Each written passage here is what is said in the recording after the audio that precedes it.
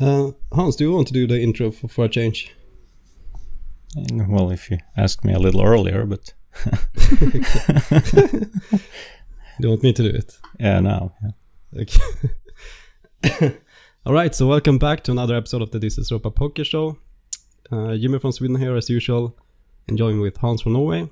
Hello. And we have a special guest today, Aurelija. Hi. Hello, thanks for inviting me to the show.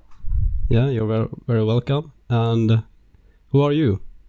I am a part of the new Identitarian group in Denmark, so I guess that's the reason for me being here. I was a part of starting it up this summer, so it's a very young movement, but we already have received a lot of attention in the media. That's good. Yeah, we've seen recently that you were in an interview.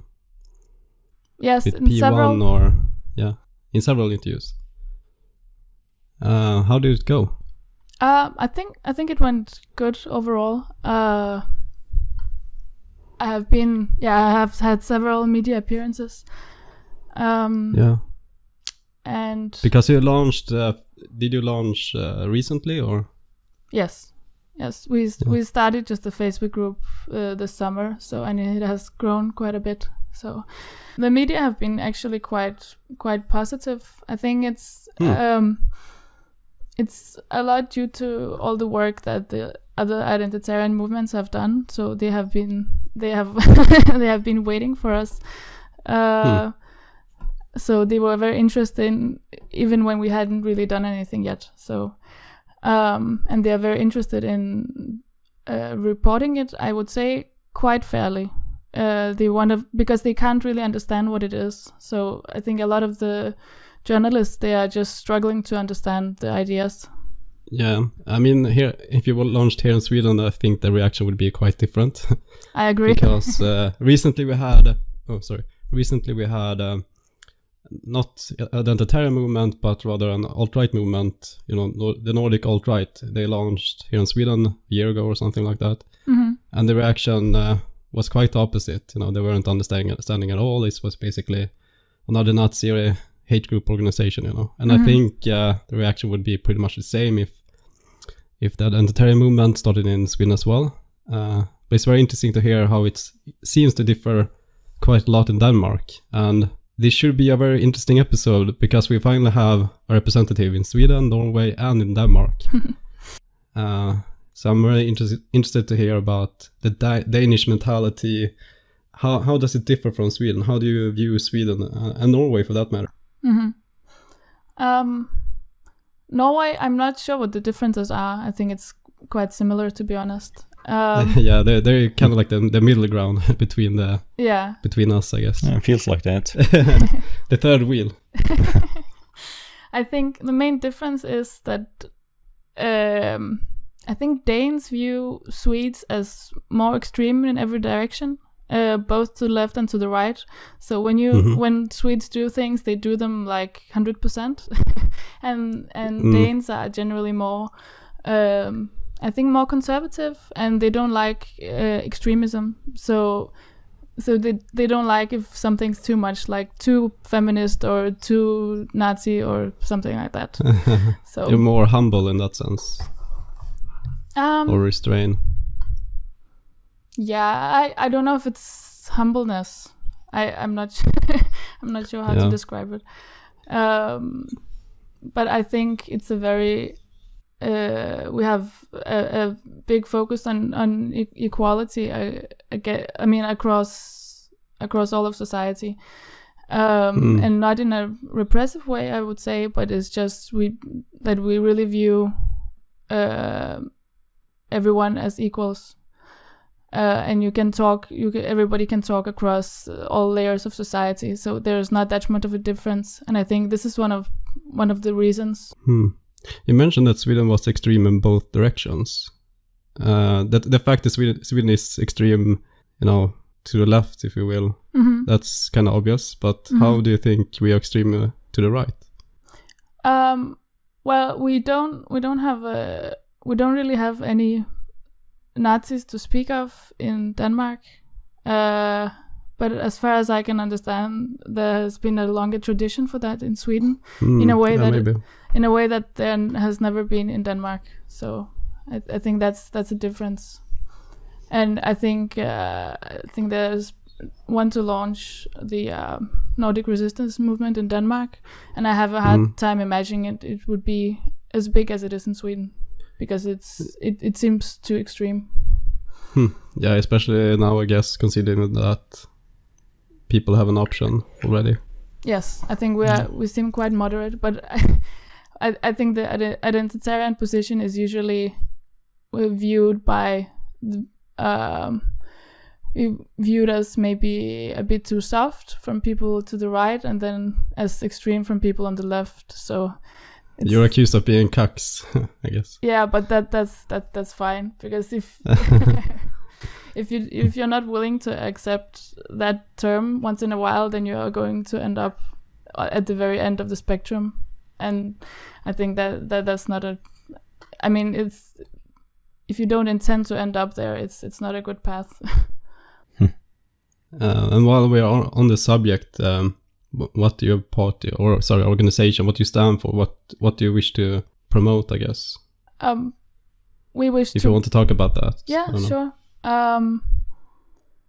We wish to preserve the ethno-cultural identity of, well, specifically in Denmark and all of Europe. And that, of course, it requires looking inwards at the Danish mentality, but also outwards at all the migrants that are here, who are in the amount that they are. Yeah, so we basically want to prevent a replacement of the Danish population. So that is the great replacement. Exactly. So that is a very real physical problem, and then we have the identity problem. Yeah, so we want to strengthen that as well. And how do you do that? Do you warn your people and show, look at Sweden, we don't want to become like them, or? No, I think Sweden is okay. I think Sweden is much better than all the migrants. So, we try and not talk down about other European nations, because it's so important to work together and not get lost in these small differences, because even though I think Swedes and Danes are quite different, it's only because we're next to each other that it looks that way. We have so much in common. I think also the strengthening of the identity is very important in the way that we do our activism, and I think it shines through, and we get a lot of response from people that it's very inspiring and positive, and I think they can sense from our videos and photos and everything that it truly comes from a wish to protect and love your own people. It's not coming from a place of hate, and I think that's the most important thing, and we want to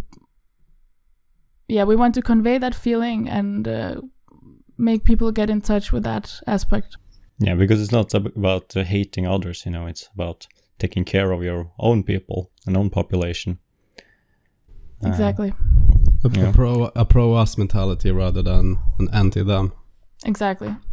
Also because it's so easy to get lost in, you see so many people who get lost in reading Quran verses and getting obsessed with things they do, and I think all the problems we have with migrants is a symptom of problems we had before. So they're just a symptom of the weakness we had developed before they came, and they were the ones to show it to us. Yeah, so the weakness you talked about, you look into the Danish mentality. So what's the weakness that allowed this to happen, in your opinion? Yes, I think in trying to convey the idea that an identity is, that we describe it as ethno-cultural, which means that the ethnic and the cultural parts are of equal importance, and you cannot separate them. you can really see how a lot of people are uncomfortable in even mentioning the ethnic part, because they have a sort of unhealthy aversion to that word. That's true. And that was sort of okay for a while because there was nobody else to. I mean, it was a very homogeneous population. So if there's nobody in your society who's very different, then you can sort of get away with not mentioning it. But now it's becoming very obvious how important it is, and you have to be able to talk about it. And people are very uncomfortable talking about it because I think one of the results of Second World War and everything is that you sort of view it as everything has to be about ethnicity or nothing can be about ethnicity. It's sort of either or. So it's very difficult to talk about it in a sort of normal way. And it's becoming more obvious than when you try and deny it as a factor, then it becomes so removed from reality that it becomes quite absurd.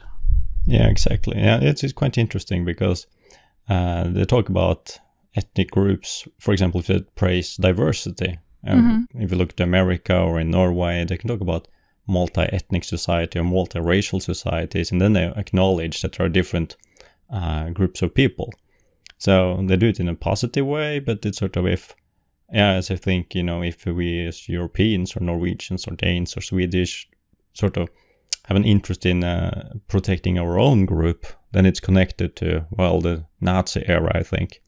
So it's controversial to talk about, but I think the important thing is to start the process of talking about it, and people see it's not as black and white as they might fear, because there's a lot of fear around talking about it, and just to try to normalize it, try to see that it's not so scary after all talking about it, and it doesn't need to be negative consequences, and it doesn't need to be that it's a world for either us or other people, or if we have it good and other people suffer, or vice versa. There's place for everyone in this world.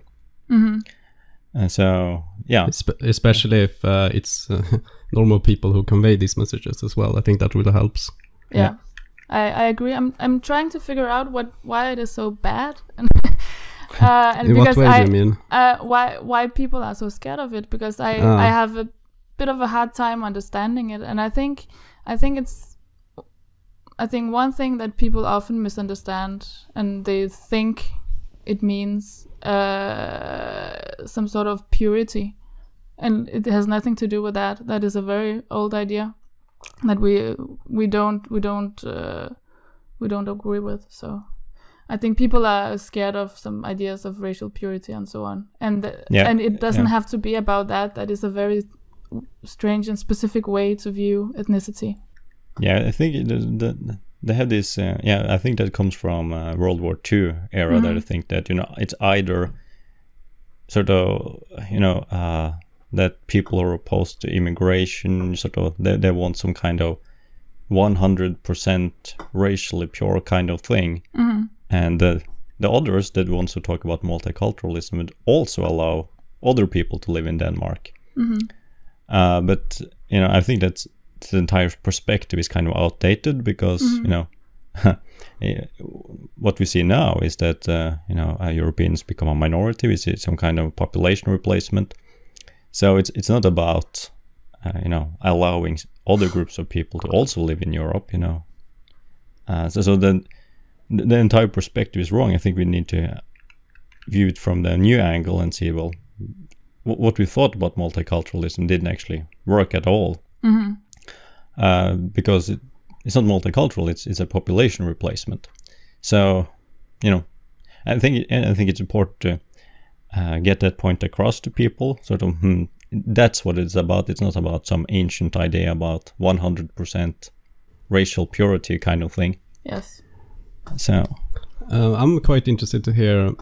Since you mentioned that you're considering Danes to be more moderate than, for example, Swedes, would it be more difficult to push this idea to people, or make people react if they're moderate, compared to Sweden, who they might be more tolerant now, but if they are more quote unquote extreme on both sides, maybe once we reach the boiling point, maybe we'll see a quicker change in Sweden compared to Denmark. I don't know. When you say this idea, you mean identitarianism, or? Yeah, I mean about all the matters that we have discussed so far. You know, turning the tide basically.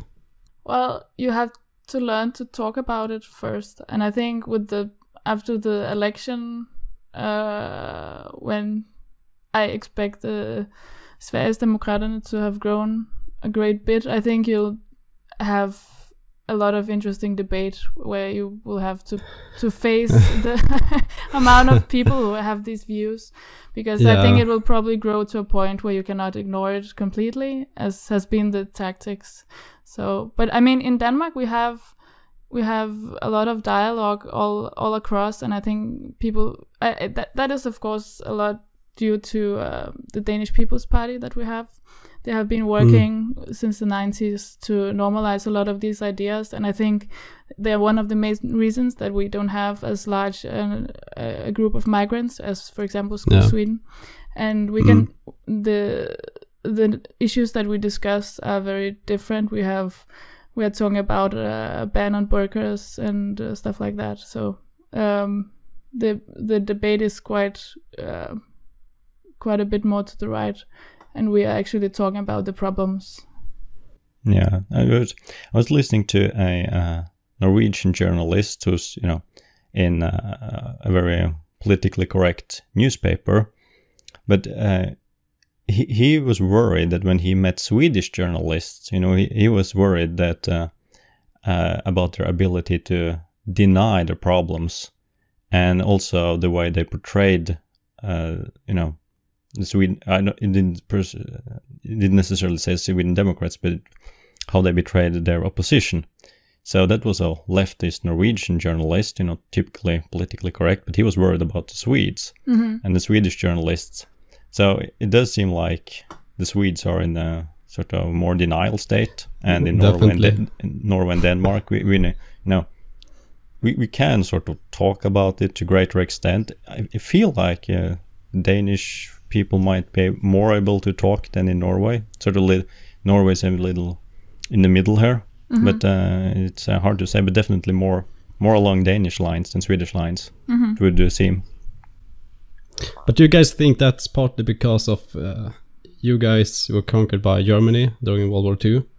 While Sweden, we have lived in peace for almost 200 years. Maybe that's one factor to why we take our peace for granted, compared to you, I think. Yeah, what would that... Well, I think Denmark was treated quite nicely by the Germans, so I think it wasn't like this huge traumatic experience. I don't think it's because of that. Yeah, it's just interesting to... Because people, I must admit, people really take their peace for granted here as well.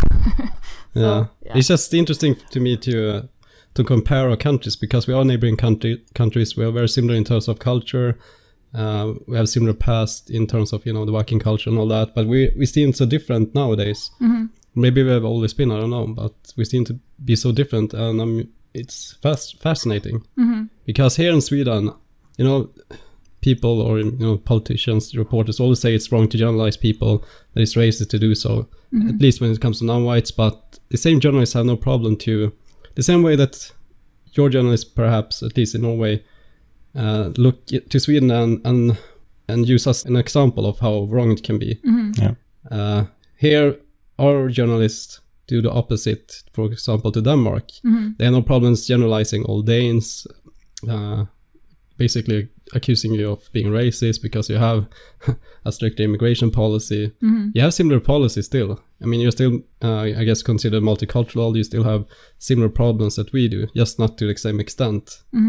But even still, they kind of view you guys as more extreme, But that just goes to show how ridiculous our media or our politicians are. They are living in a state of hybris, Yeah, much more denial, it seems. Yeah, they think they're so good and above all else, basically. Yeah, especially.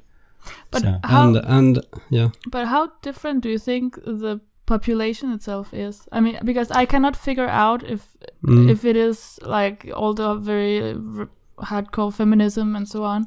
I'm not sure how common that actually is, or if they are just really controlling all the institutions. And I would say it depends. I mean, liberals and such, they definitely control most of our institutions, if not all of them, so especially universities and what have you. But people in general, I think many people are beginning to, for lack of a better term, wake up. Because in the polls, Sweden Democrats, they are growing. But even still, and that's so weird to me as well, even though the Sweden Democrats they were the biggest parties in the polls, now they are in place number 3, I think. But even still, it's super controversial to say that you actually vote for the Sweden Democrats, you know, if you're at work, and it's not something that you discuss with your colleagues. Here we have a phrase, kitchen table topics, you know. It's something that people discuss when they're at home, or when they're drunk, or, you know, behind closed doors, perhaps. So we are very sensitive in that regard, which is strange. But more and more people, I hope people will react more. Like you said, we have an election coming up this fall, and I hope something drastic will change, because there's another difference here in Sweden. Sure, the Sweden Democrats are in the parliament, and they have grown compared to the last election, but they have no influence. The other parties are basically shutting them out. They openly state that they won't collaborate with them, work together with them, even though if they might agree on some topics or questions, they still won't work with them or let them in, you know. So there is not really much they can do currently. Yeah, I think the other parties will have to change tactics at some point when they grow large enough. I mean, they are so far away from reality, because they still talk about, you know, in the upcoming election, they're trying to change the rhetoric, but they're still talking about integration and such topics that I've talked about for years. I mean, they even our prime minister, he's talking about how we should move in our military into Rinkeby and all the suburban areas with a lot of crimes and what have you. Basically ghettos, non-white ghettos. And it's to such an extent that we have to use our military. The police can't handle the situation. And we're known as the rape capital of Europe for a reason. It's not safe here, and even our politicians, and you know how fucked up our politicians are, but even they can admit that, okay, things aren't working, we have to use the military. But still, they don't want to decrease immigration, they don't want to fix it. They just want to keep talking about it, talk about integration and all that we have heard for years, and it's ridiculous. Yeah, I think that's good about seeing some identitarian movements popping up that seem to be new ideas, because I think the ideas that our politicians have, whether it's Denmark or Norway or Sweden or else in Europe, you know, they come from, you know, 50 years ago, you know, or more. You know, so they're kind of outdated. They were the ideas of multiculturalism and tolerance, and, you know, that made sense right after World War II, for example. And but the ideas were formed, it does seem like, you know, in the 50s and 60s, and those ideas that seemed smart at the time don't really work that well in the world we're living now. You know, a lot has changed the last 50 years. So, and all of the ideas about multiculturalism and living together, well, it didn't really turn out, you know, we're now facing a population replacement. So it's very different than what it seemed to be 50 years ago. So that's what's so interesting about, you know, the identitarian, some of those ideas, because we need new ideas. We need new ideas that are not outdated, that are present to our time, and a new understanding of things that also incorporates sort of a more liberal, democratic, you know, way of thinking, that it doesn't have the kind of attitude that we are better than everybody else or something like that, but rather the attitude that, you know, we too, you know, have, you know, we too as nations are important. And so we sort of combine some ideas there.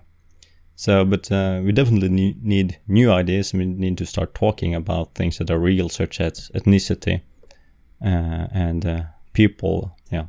So just a sort of observation that the ideas are quite old, actually. It occurred to me for some weeks ago that they're always talking about the conservative, reactionary people, and I think they include us in that group, that we're so reactionary in the past, but actually they seem to be in the past, because the ideas from the 70s, that's not new. That doesn't work. But ideas, I think we talk about and you talk about, that's more for the present. That's more adapted to the... It's more progressive. Yeah, it's more progressive, yeah. It's adapted to the time we're living in. So... I think... Have you thought... Yeah, your thoughts? Yeah, I think it's a mix, because I think some of our ideas about identity are new and they are also very old. So I think it's because the ideas from the 70s and so on, they have tried to sort of separate individuals from the context that they come from. And that is an experiment, and now we're seeing how it doesn't work. So in one sense, you have to return to this sense of belonging that you have with your people, but you also move forward. I think often it's misrepresented, the conservative ideas as being stuck in the past, and I don't think that has to be the case. I think you shouldn't be stuck in the past, but you should bring it with you along and all of the experiences, and then you should look forward.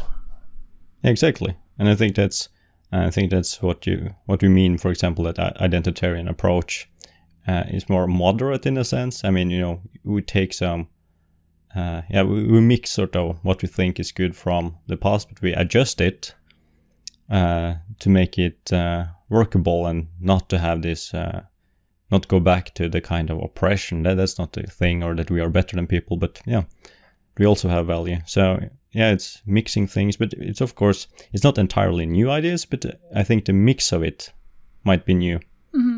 I think it's new for Western Europe.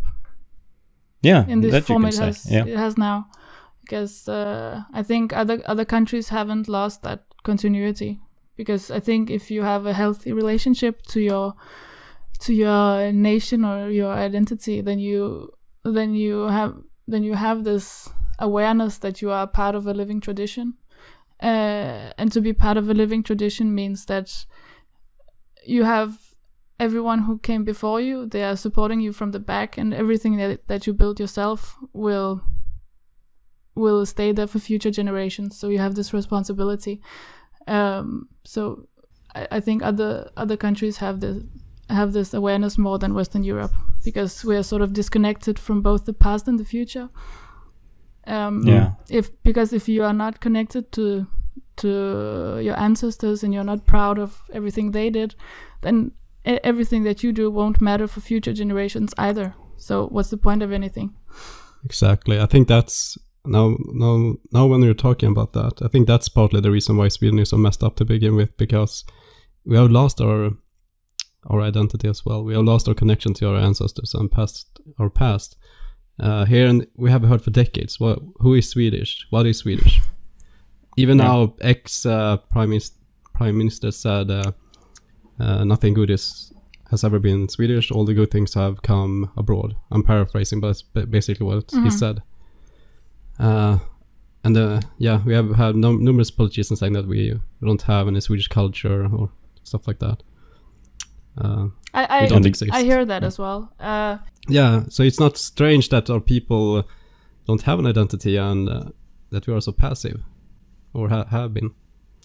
Yeah, definitely. Because what should we fight for if you don't exist, Yeah, and we don't exist, but in context where our people have done something bad, like colonization or racism, then white Europeans are to blame. Yeah, exactly. So everything that's bad with us, we have, then we exist, but there's nothing good about it. But you didn't invent racism either, so that's not Swedish. No, it comes from abroad. Yeah. Yeah. No, but it does seem like a little. Yeah. No. When you're thinking about our identity, whether it's as Norwegian, Swedish, Danish, or Italian, or what have you, it does seem like, or European, or white European, it's negative associations. They talk about all the negative things we have done, but none of the positive. So people end up with kind of a guilt feeling, it does seem like, and just basically negative associations and no positive one. So, yeah, I think that's also a part of the problem here. Yeah, white guilt and all that. Yeah, white guilt. Do you have any thoughts about that?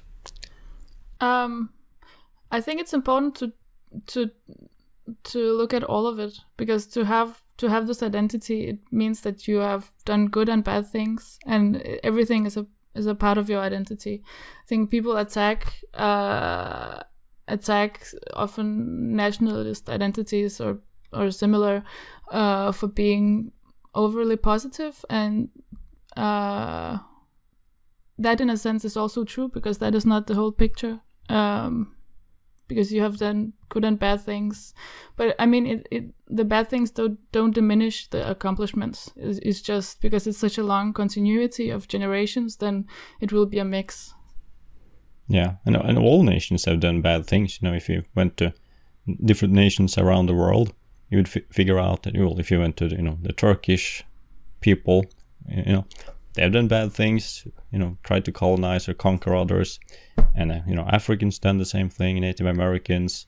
So it's not something European, but it's true. Yeah, we shouldn't forget the things that were bad in the past. We should learn, but we also should remember that all nations have done bad things, and we also have done good things. Mm-hmm. A bit more nuanced than what's presented currently. If that's what you're thinking along those lines. Yeah, for sure. But if we're going to, unless you want to add something, let's go to the east and look at the Baltic region, because you're from Lithuania. That's correct, right? Yes. Yes. So the Baltic region is interesting. It's a region that is geographically close to us, but they seem to be very different from us Swedes. I don't know very much about the Baltic region. And what can you tell us about in terms of mentality? They don't seem to have, I guess this is true for many ex-communist countries have been under communist rule.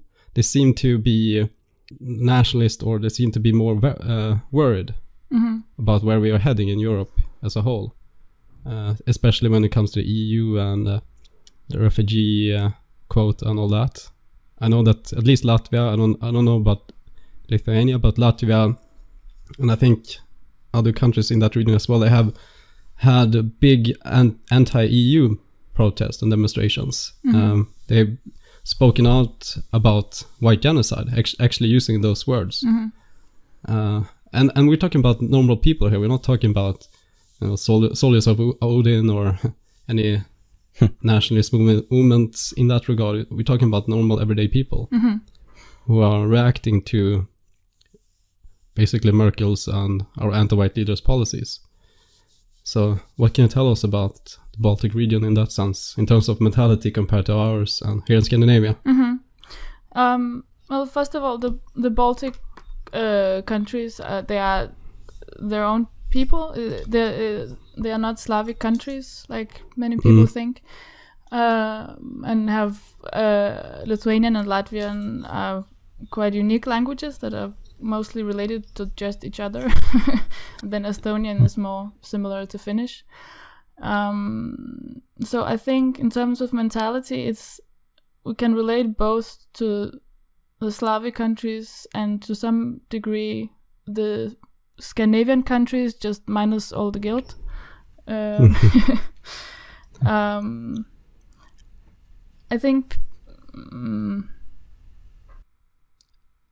I think in general in Eastern Europe you have a much more clear idea about ethnicity, and it's not good or bad, it's just something you are. And so if I'm Lithuanian, then I will always be Lithuanian, and it's not a good or a bad thing. It's just, but it will never change.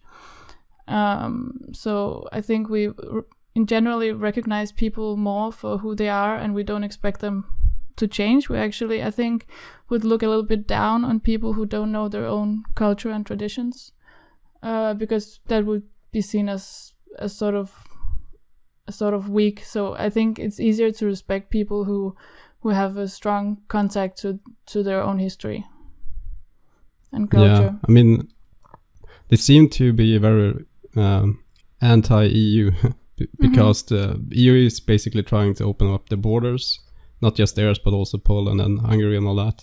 Even Sweden politicians, they instead of decrease immigration, when they say they can't handle the situation, they say that our neighboring countries should open up their hearts and all that, open up their borders, Denmark, Finland, and the Baltic region. Yeah. Do you know how do they view our politicians or leaders? And I don't think the Lithuanian government has said anything anti-EU, because we can sort of get off easy, because all the migrants, I don't think we can actually fill the migrant quotas, even though we've said that, oh yes, come, but they all leave because they receive an amount of money that is similar to a people's pension, which is extremely low in Lithuania. So most of them run away, so we don't really have to take a stand. So it's sort of a cheap way out right now. I don't know if it will change. They swim across the sea to Sweden. They go back to Germany also. Often they run away. I think Poland is more attractive because it's a big country that is experiencing and they're doing very well economically right now. So I think it's attractive to go to Poland. And so I understand why they're saying no, because I think a lot of migrants would go there. And I think the question of EU is sort of open, because there's a lot of people are very skeptical towards Russia, and some are even afraid, and some think it's exaggerated with the threat of Putin and so on. But I think there's Russia has done so much bad during the Soviet time, so you can't really blame them for that. So they don't really want to go into an alliance with that side, but we are sort of in the middle of everything. So I think since independence, that Lithuania has been sort of trying to orient itself more towards Western Europe and become a part of it in a sense. I mean, culturally.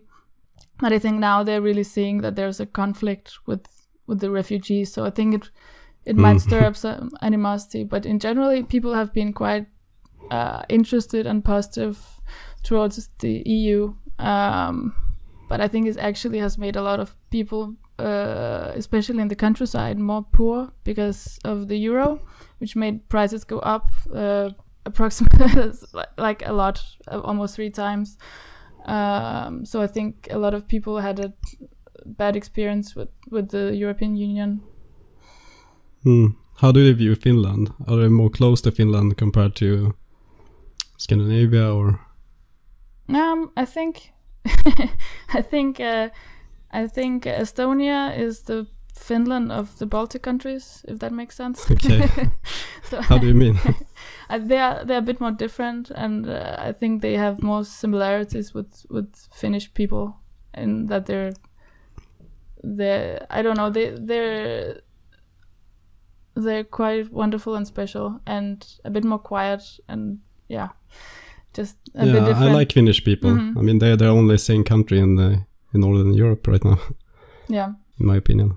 Yeah, they have more conservative ideas, right? Yeah, I mean, I'm sad to say that many politicians in Finland kind of look up to Sweden. I don't know why, but that's what I've heard. But they have some Swedish ethnic Swedes as well, so. Yeah, Finland Swedes. Yeah, I hope that they don't. I hope they're trying to keep the immigrant quota to a minimum. I hope they are smart enough to keep doing that as well. Yeah. Oh, and about the Baltic countries, I think the main reason why they are so skeptical towards all this immigration and so on. And the people are very skeptical, even though maybe some of the politicians don't express it like it described, because they don't have to like stir up unnecessary animosity. It's because it's quite recent that we've had a lot of experience with another culture trying to suppress our own.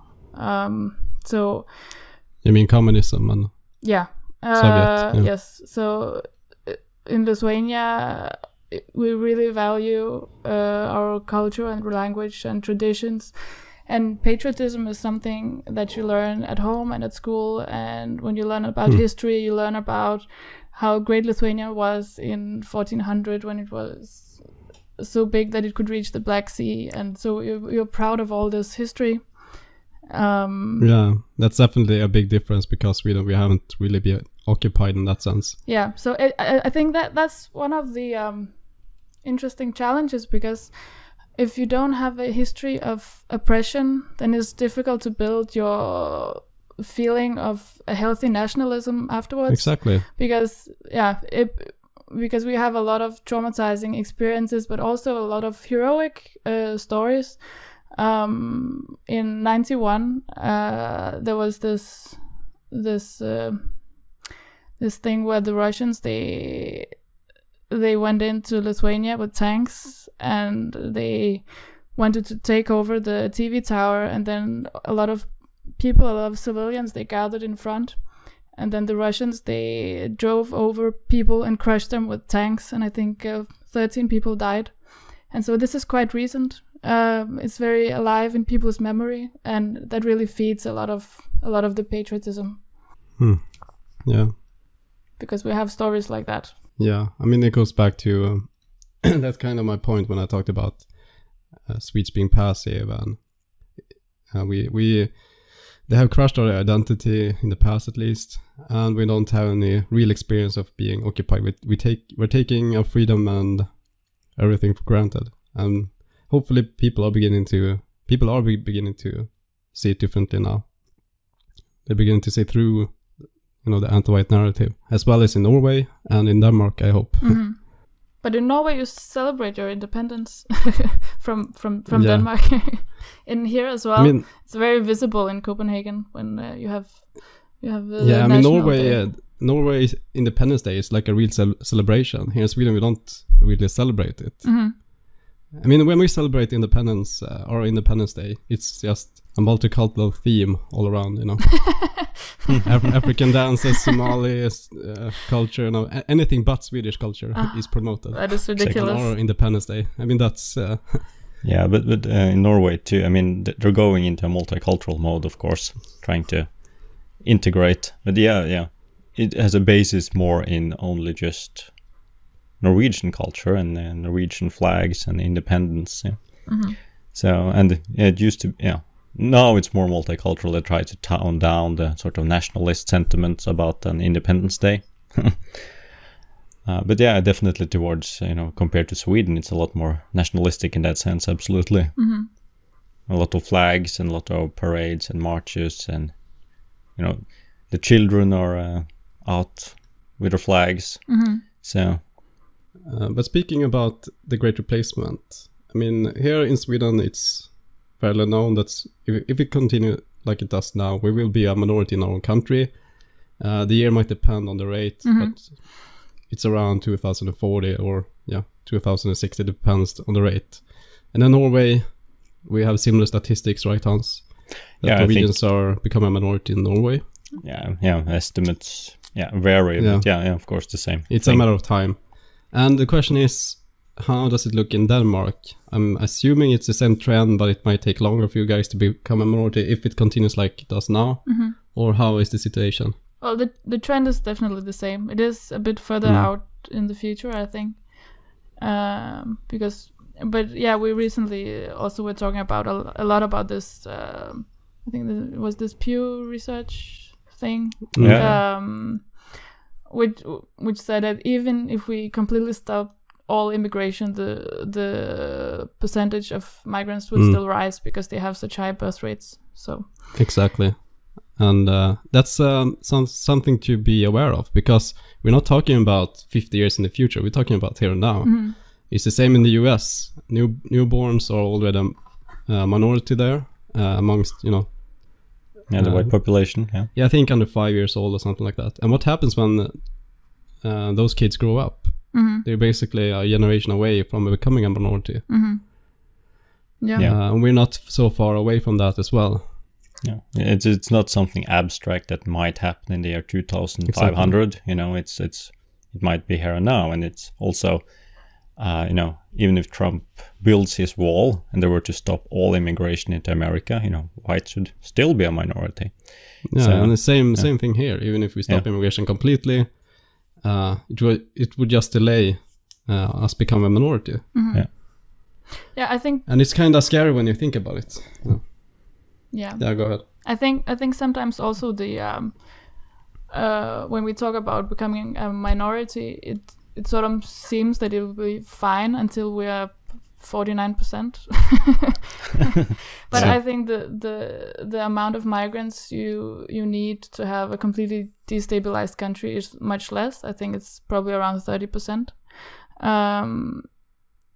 I think the numbers for Denmark is the sort of medium estimate was that in 2050, 16% of the Danish population would be Muslim, and that is of course only the Muslim, not counting other migrants. Yeah, exactly. And it doesn't seem so high, but it's what they have in UK now, and they have a lot of problems, and they have Sharia courts and female genital mutilation and all of these things that are more common than many people know. So it's actually really bad at 15%. So it doesn't have to be 50%. Exactly. It's not like everything is fine until it reaches this magical 49%. Exactly. And then we have problems now. I mean, yeah.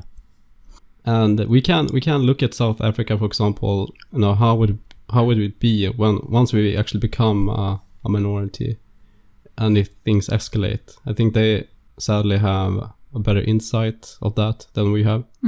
But it's certainly a lesson to be taught here. For sure. Yeah, but we're trying to remain hopeful. We don't want to blackpill any listeners out there. We are very hopeful for the future. Yeah, absolutely. Because the narrative is changing. We see it every day. We're trying to be a part of that. And I know you are as well in the Identitarian movement. We're trying to push the narrative. Yes. Because it's step number one. We have to highlight these issues. We have to make people aware of what is happening. It's no secret that mass immigration and all of that brings consequences, negative consequences. Most people know that by now. Now we just need to help them realize, you know, the moral aspect. The fact we are becoming a minority and all that. Yeah, and also bringing new functional ideas. Yeah. How can it be? Exactly. Yeah. Yeah, I agree. I'm optimistic as well. I think maybe it could be the thing that makes Western Europe find their pride and identity again, and a healthy sort of pride.